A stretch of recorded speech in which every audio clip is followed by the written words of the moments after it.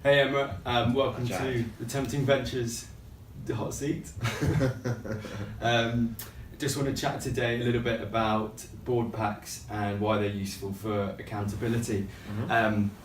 You're how many months into R&O Energy now? So I think we're about 9 months, although maybe a little bit longer, actually probably 10. Yeah. But the first few months was very much sorting out the infrastructure. So I would say realistically we're probably sort of January is when we really kicked on, should I say. Yeah, and this is your second business, is that right? Yeah, so I've actually been involved in a couple of other startups previously, once as an employee and the other time as a sort of a significant shareholder. But yeah, I've seen the success and potential pitfalls of startups, shall we say. Okay, and great. So today, yeah, just wanted to understand a bit more. Obviously, Tempting Ventures uses board packs, and every month you sit down with the board to go through your board pack. What's been your experience of that so far with R&O Energy? I think it's quite interesting, having looked at your article a little bit, the whole accountability element is really, I think, the most integral part of the board pack. In previous businesses, yes, we've had other types of reporting mechanisms, and not to say they were right or wrong, but I've definitely felt the board pack just makes you feel, it gives you a macro and a micro view of where your business is. So the micro view is very much of what are you doing this month, what's happened now, and the macro view is very much month on month, what are we trying to achieve. So if we're looking at a hiring strategy and we're looking at certain triggers and we want to hit those triggers in 3 months' time, well, the board pack's going to give us a snapshot of, have we done that? Have we achieved what we discussed 3-4 months ago? And I think sometimes it's very easy to have discussions with your other board members, and you can formalize it in a meeting, minutes of the board meeting. But actually having a document which you've actually taken time to create an agenda and do all of that jazz, it definitely makes it more accountable. The accountability element is definitely greater. Sure. And what does typical board pack contain for your business?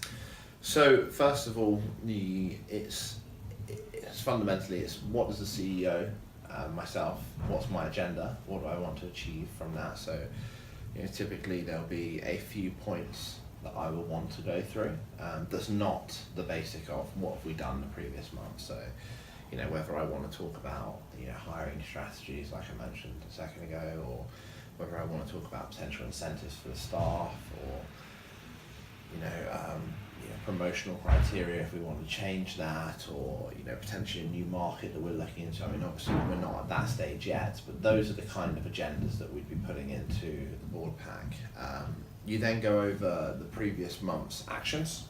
So at the end of the board meeting, typically what will happen is you'll establish, myself as a CEO, I will have certain things that I need to do, and then the other board members may have things that they need to do. So it could be, as an example, we're looking for a new funding facility, and actually the board members might have better contacts, so that would be something that they take on board, or vice versa. It could be, we're looking to get a credit control feature in, and because I've been involved in contract heavy businesses, I might know a credit control company, and that could be falling on me. So again, that accountability element of the previous board meeting was, this is what we agreed that we would do, and that is the first thing that we go through in the subsequent board meeting is, have we done what we all agreed to do?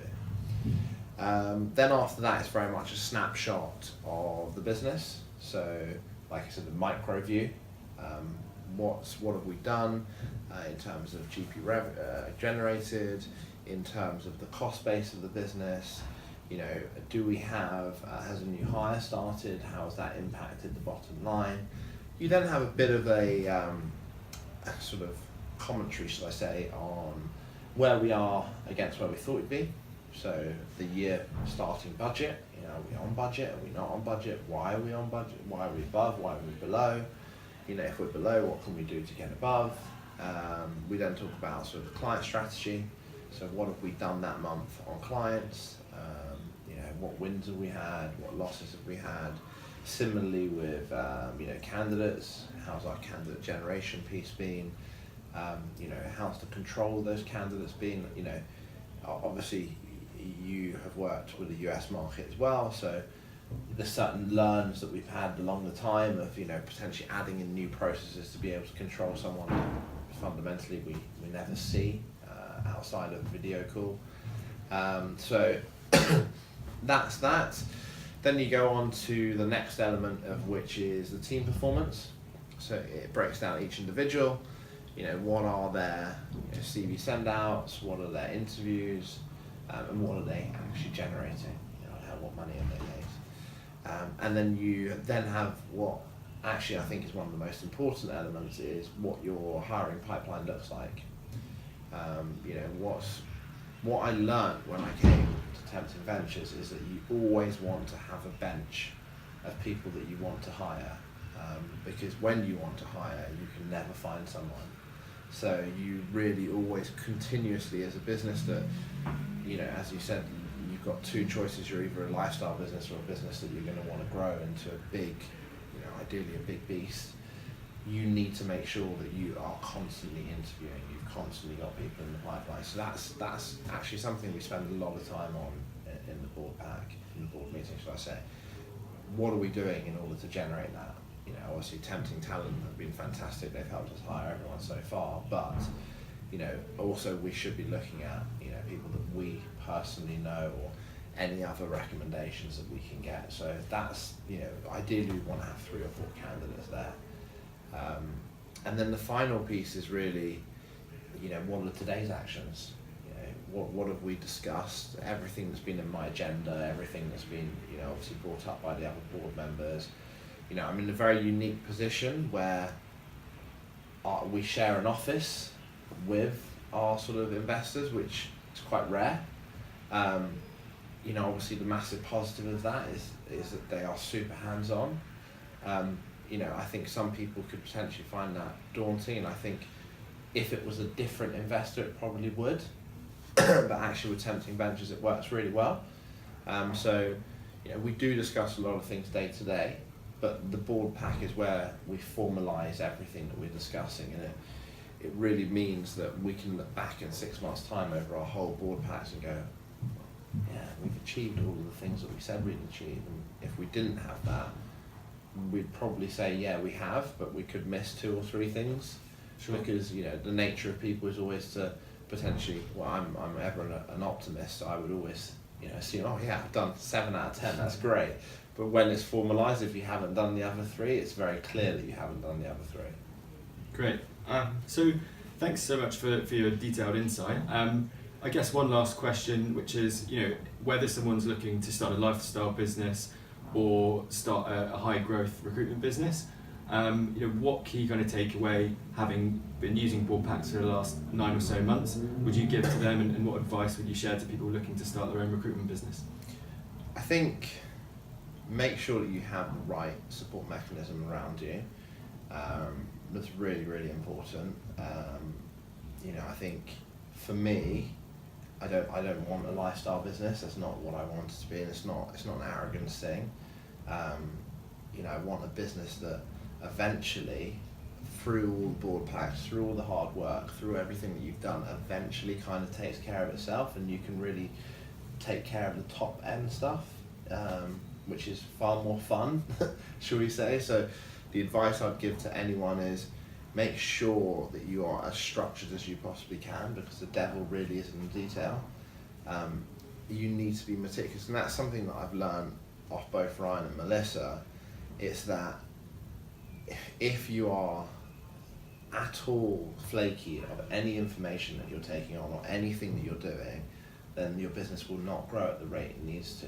You can still grow a decent business without being fully structured, but if you want a really good business, you have to be meticulous in the detail from day one. And I think that's what the board packs do. They really focus your mind in that this is what I want to achieve, and if you don't achieve it, you then have to answer to the board of why you haven't in the following meeting. So that's, for me, having the board, it's not like having someone that you're worried that you're going to get told off by, because that's not the relationship that you should ever have with your investors.